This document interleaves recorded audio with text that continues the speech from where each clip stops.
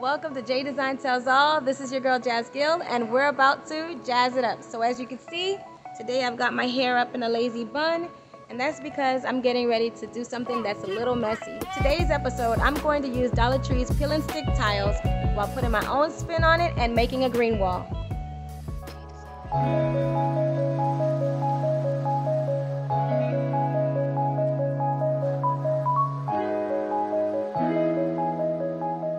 So a couple of weeks ago on episode 1, I designed my front porch. So today I wanted to go ahead and design the back wall behind my couch. So I'm going to go ahead and use the Dollar Tree peel and stick tile for 2 reasons. 1, because I don't want to deface the exterior wall, and 2, because there's been a craze over these things and I wanted to put them to the test myself.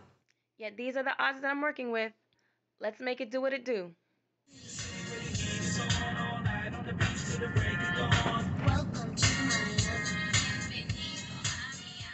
These are the paints that I've selected at my local Home Depot in a sample paint size.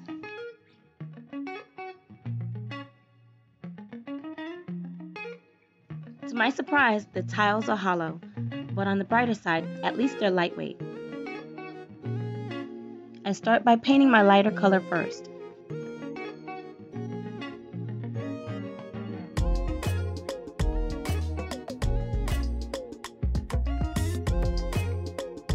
Once the entire tile is covered, I begin contouring with my second color.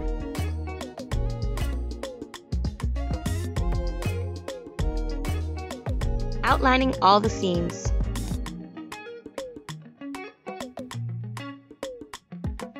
Once I've done that, I lightly brush horizontally while my brush is practically dry. And now I go in and fill in my vertical seams, repeating the same steps. And then finally, I outline the border.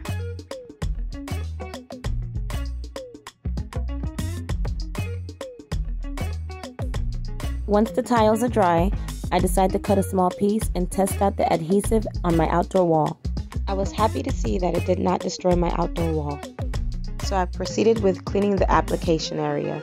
After making sure that my tiles are centered, I went ahead and began to apply my tiles. It is very important that you're careful when removing the plastic backer.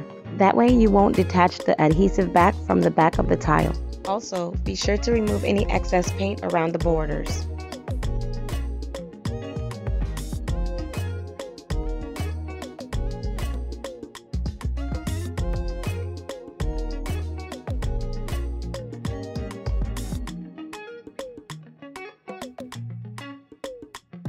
I begin prepping the area where I'm going to place my green wall.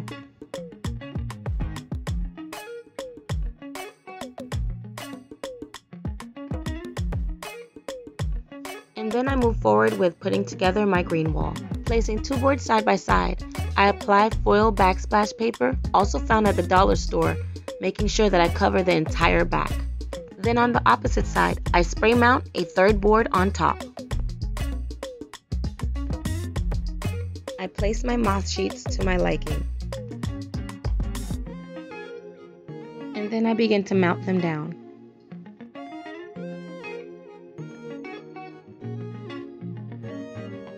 Now I'll move on to my loose floral moss. I make sure that I apply a generous amount of spray mount.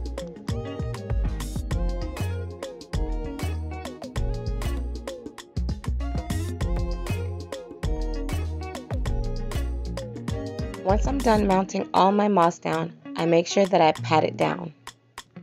And now I'm ready to mount it to the wall. I apply a generous amount of glue. However, I try to make sure that no glue drips onto my wall. And then I mount my green wall onto the wall. I spend a generous amount of time applying pressure just to make sure it's mounted on the wall properly. And then I cut around my border, making sure that I remove all the excess moss. And now I proceed with adding the remainder of my tiles. Wherever I find openings, I add a little super glue, because the tile is only glued together around the perimeter. With that being said, you may experience some openings around the perimeter, So unfortunately, you'll just have to be prepared to add glue for those occasions. I'm just about at my last step. I add some caulking so that I could fill in the seams. And now I use some paper so that I could smooth it out. I then apply my darker shade of paint in a horizontal fashion. And that's it. So stay tuned for my next episode where I show you how I make the lighting fixture as well as the centerpiece on my porch.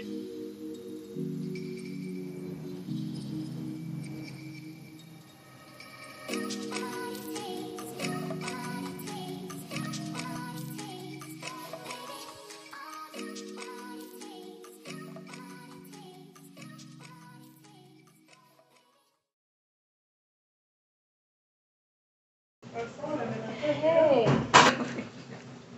These are fakes. Another thing that I'm going to be doing is creating my own green wall.